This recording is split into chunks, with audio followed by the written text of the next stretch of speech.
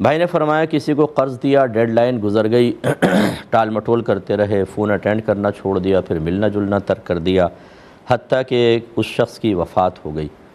تو کیا کہا جاتا ہے جب کوئی مر جائے تو قرض معاف کر دینا چاہیے، کیا کرنا چاہیے؟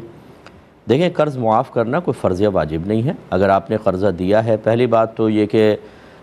ہمیشہ لکھت پڑھت کرنی چاہیے۔ ہمارے ہاں لکھت پڑھت کرتے ہی نہیں ہیں،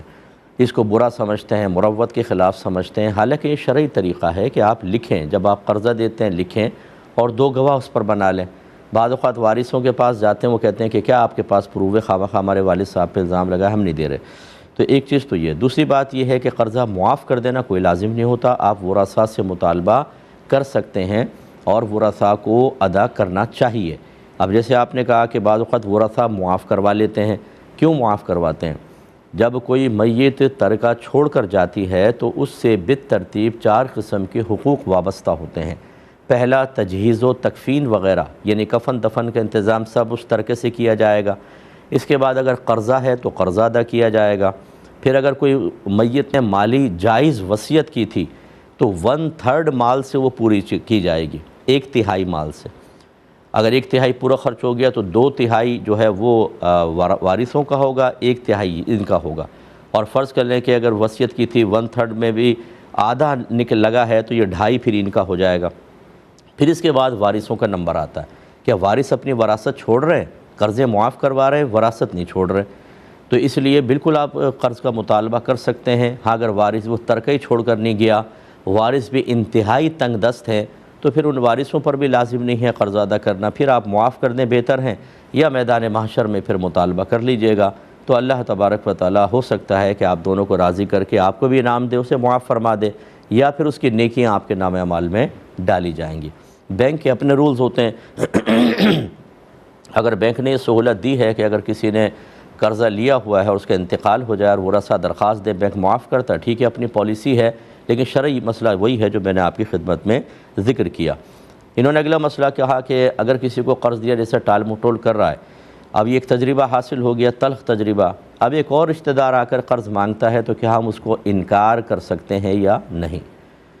دیکھیں، یہ غالب گمان پر ہوتا ہے۔ بعض اوقات لوگ ایسے ہوتے ہیں کہ جو پہلے ہی ہمیں گمان ہوتا ہے شاید نہیں دیں گے، ہم ان کو پھر بھی کسی وجہ سے دے دیتے ہیں، اور بعض ایسے ہوتے ہیں جو بہت ہی اچھے ہوتے ہیں اور ہمیں یقین ہوتا ہے کہ یہ قرضہ دے دیں گے۔ اب آپ نے پہلے کسی کو دیا تو یہ اس پہلے والے کا معاملات دوسرے کے ساتھ بعینی ہی ہوں، ضروری نہیں، ہو سکتا ہے یہ اب جو رشتہ دار آیا جس کو آپ بہت دیانتدار ایماندار گمان کرتے ہیں، اور ہو سکتا ہے واقعی بہت اچھا بھی ہو اور عین وقت پر دے دے، اسے ہم کیسے محروم کر سکتے ہیں؟ تو بہرحال، لیکن اگر کوئی سابقہ تجربات کی بنا پر کہ جو پہلے کو دیا تھا وہ بھی بہت اچھا لگ رہا تھا، قسمیں بھی کھائی تھیں، سب کچھ تھا، اور اب ہم نہیں چاہتے کہ اپنا پیسہ ہم پھنسائیں اور آپ منع کر دیتے ہیں، تو منع کرنے کا بالکل اختیار ہے۔ قرضہ دینا کوئی واجب نہیں ہوتا، اور میں نے عمومی طور پر یہی دیکھا ہے کہ لوگ جب پیسہ مانگنے کے لیے آتے ہیں تو اتنے میٹھے ہوتے ہیں اور ایسے قدموں میں گر جاتے ہیں اور ایسے پختہ وعدے کرتے ہیں کچھ انتہا نہیں، اور اس کے بعد جیسے آپ نے منظر کشی کی، بالکل ایسی ہوتا ہے کہ کال تک اٹینڈ کرنا چھوڑ دیتے ہیں، رویہ روڈلی ہو جاتا ہے، لہجہ سخت ہو جاتا ہے، اور بعض اوقات اگر گھر کے سرپرست نے دیا ہو تو گھر والے بیچارے اس کو کوس رہے ہوتے ہیں،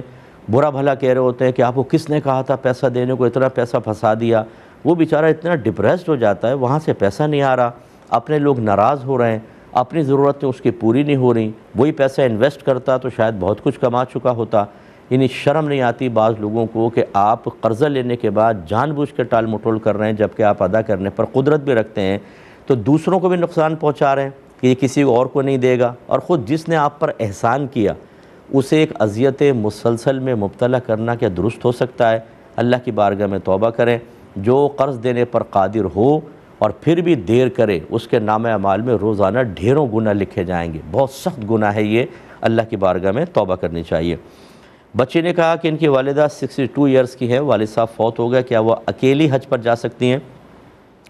دیکھیں، اگر تو 62 سال کی ہیں اور ضعیفہ لگتی ہیں، کمزور ہو گئی ہیں، ضعیف ہو گئی ہیں، غیر جاذب نظر ہیں، تو پھر اس کی گنجائش ہے کہ بڑھیا کے لیے احکام علیحدہ ہوتے ہیں، ان کے لیے گنجائش ہے، جبکہ ان کو ایک ساتھ جانے والے جیسے قافلے والے ہیں وہ ان کو سنبھال سکتے ہوں اور وہاں پر ان کو کوئی دقت نہیں ہوگی تو وہ جا سکیں گی۔ لیکن بعض اوقات ایسا ہوتا ہے کہ عمر زیادہ ہو جاتی ہے، لیکن خاندانی اعتبار سے بعض خواتین ایسی ہوتی ہیں کہ بہت ہی ینگ سی لگتی ہیں، یا بعض ایکسرسائز وغیرہ کرتی ہیں، یوگا وغیرہ کر رہی ہوتی ہیں، ڈائٹ وغیرہ اپنی کنٹرول کی ہوتی ہے، تو وہ دیکھنے میں بہت کم لگتی ہیں، تو ایسی عورت بہرحال نہیں جا سکے گی، اسے کسی محرم کے ساتھ ہی جانا ہوگا۔ لہذا اچھی طرح پہلے غور کر لیں ان تمام باتوں پر، پھر آپ کی والدہ جائیں گی۔ جو بہنیں آج کل کہیں کبھی کوئی فتویٰ لے کر جی اب عورت کو اجازت ہے کہ وہ جوان عورت بھی اکیلی جا سکتی ہے، یاد رکھے نہیں،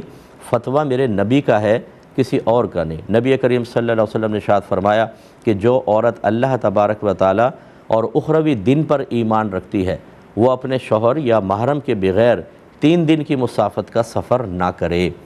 3 دن کی مسافت تقریباً 92 کلومیٹرز بنتی ہے، اگر حساب کریں کہ شہر کی حدود سے باہر نکل کے کم از کم 92 کلومیٹرز دور جانے کا ارادہ ہو تو یہ شرعی مسافت کہلاتی ہے، اور اتنی دور اگر عورت اکیلی جائے گی تو نبی کریم نے منع فرمایا۔ لہذا علماء کہتے ہیں اگر ایسی عورت جو جوان ہے، جاذب نظر ہے، عمرے یا حج کے لیے اکیلی نکلتی ہے، ہر قدم پر گناہگار ہوگی اور اللہ تبارک و تعالیٰ کی لعنت اس پر نازل ہوگی۔ اب حج کا سفر ہے، عمرے کا، رحمت حاصل کرنے کے جا رہے ہیں، اور لعنتوں کے طوق اگر ہمارے گلے میں ڈلیں گے تو یقینی سی بات ہے یہ اچھی چیز نہیں ہے۔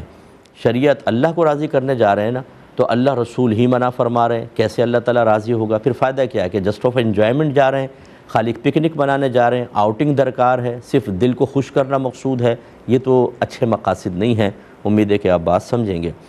بھائی نے فرمایا پہلے پورا غسل کر لیں اور اس کے بعد پھر آخر میں کلی اور غرغرہ وغیرہ کریں، ناک میں پانی چڑھائیں تو کیا غسل ہو جائے گا؟ جی بالکل ہو جائے گا۔ یہ خلاف ترتیب تو ہوگا کہ سنت یہ طریقہ نہیں تھا، یعنی ترتیب یہ نہیں تھی، لیکن بہرحال غسل کے فرائض میں اگر ترتیب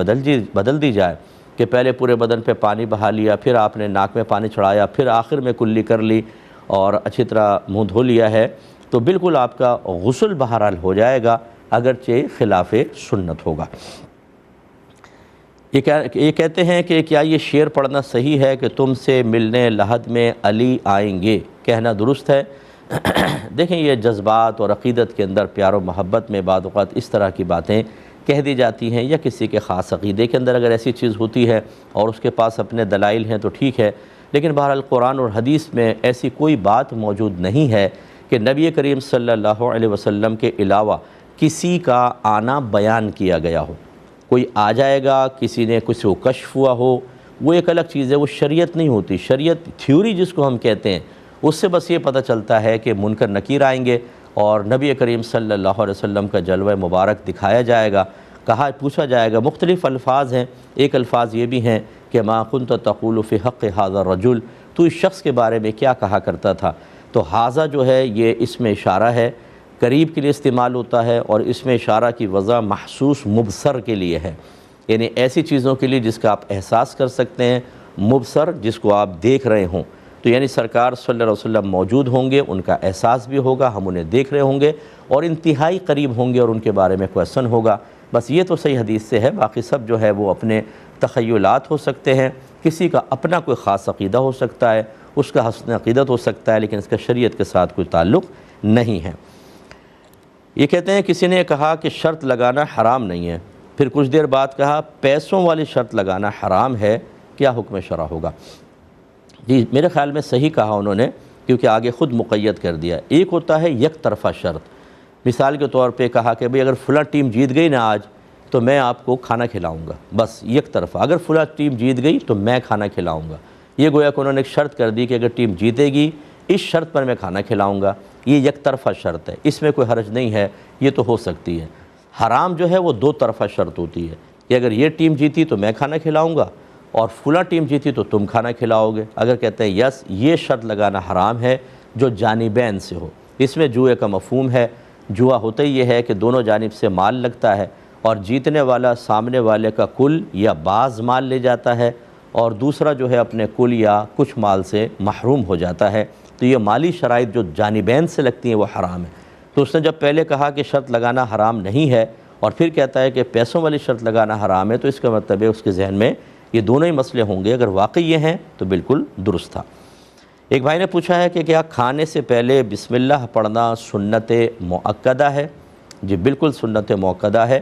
یعنی نبی کریم صلی اللہ علیہ وسلم نے اس سنت کو کبھی ترک نہیں کیا، بلکہ اس پہ شدت سختی بھی ایک طرح سے فرمائی ہے، اور شیطان جو بسم اللہ پڑھے بغیر کھانا کھاتا ہے، سرکار نے فرمایا شیطان اس کے کھانے کے اندر شریک ہو جاتا ہے، تو اس کو سنت موقدہ کہا جائے، بالکل درست ہے، پڑھنی چاہیے بسم اللہ۔